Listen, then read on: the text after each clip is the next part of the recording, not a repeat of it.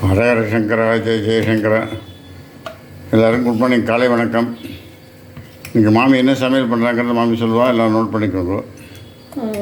கத்திரிக்காய் முருங்கைக்காய் போட்டு வெத்த குழம்பு கொஞ்சமாக வச்சுருக்கேன். ஒரு சின்ன லெமன் அளவுக்கு புளி எடுத்து நல்லா 2-3 தடவை நல்லா கரைச்சிண்டு கடுகு வெந்தயம் பெருங்காயம் நல்லெண்ணெய் ஊற்றி கடுகு வெந்தயம் பெருங்காயம் ஒரு மிளகா வத்தல் தாளிச்சுட்டு அந்த காயை போட்டு முருங்கைக்காயும் கத்திரிக்காயும் போட்டு வதக்கிண்டு 3 தடவை கரைச்சி அந்த புளியை நல்லா கையிலேயே வச்சு இப்படி வடிகட்டின மாதிரி ஊற்றிட்டு தேவையான அளவு உப்பு, கல் உப்பு, சாம்பார் பொடி 2 ஸ்பூன் போட்டோம்னா அதுக்கு ரெடி ஆகிடுது. இது இதுக்கு தொட்டுக்கொண்டு கத்திரிக்காயும் முருங்கைக்காயும் பொரிச்ச கூட்டு. என்னென்னா ஒரு கிண்ணத்தில் தண்ணி வச்சு நான் வச்சுட்டுருக்கிற கிண்ணம் அலுமினியம் கிண்ணம் பார்த்துருப்பேன் நீங்கள், இட்டாலியன் கிண்ணம்.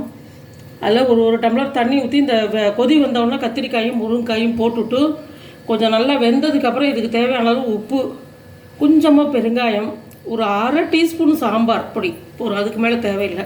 அது போட்டு அது கொதிச்சுட்டு இருக்குது, கருவேப்பிலையும் போட்டுடணும். இதுக்கு இழுப்பச்சட்டியில் தேங்காய் எண்ணெய் ஊற்றி நல்லா ஒரு டீஸ்பூன் உளுத்தம்பருப்பு, கருவேப்பிலை, இது ஒரே ஒரு மிளகா வத்தல், ஜீரகம் 1 டீஸ்பூன் போட்டு நல்லா மிக்சியில் அரைச்சி வச்சுட்டுருணும். அதை அரைச்சிட்டு இந்த பருப்பு இதில் வேக வச்சு வச்சுருந்தேன் குக்கரில், பாசிப்பருப்பு ஒரு 100 கிராம் பருப்பு. அந்த பருப்பில் இந்த அரைச்ச விழுதையும் போட்டு கடைசியாக அதை அதில் ஊற்றிட்டு காயெல்லாம் வெந்ததுக்கப்புறம் இதை போட்டுட்டு தேங்காய் எண்ணெயில் கடுகும் உளுத்தம்பருப்பும் தாளித்து கொட்டியிருக்கேன்.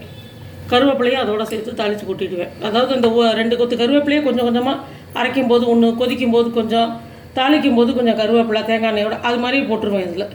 இதுதான் இன்றைக்கி என்ன மெனுன்னா எங்கள் காலத்தில் வெத்த குழம்பு, கத்திரிக்காய் முருங்கைக்காய் பொரிச்ச கூட்டு. அதெல்லாம் தான் செஞ்சுருக்கா. இன்னைக்கு கொஞ்சம் சின்னதாக தான் போட்டிருக்கோம். ஆமாம், நம்ம டீட்டெயில்டாக போட முடியல, கொஞ்சம் டைம் இல்லை, கொஞ்சம் வேலையாக இருந்தோம். அதனால் எல்லாம் செஞ்சு பாருங்கள். ஏதாவது டவுட் இருந்ததுன்னா மாமிகிட்ட கமெண்ட்ஸில் கேளுங்க. லைக் பண்ணுங்கள், ஷேர் பண்ணுங்கள், விடாமல் சப்ஸ்கிரைப் பண்ணுங்கள். Thank you very much. பாய்.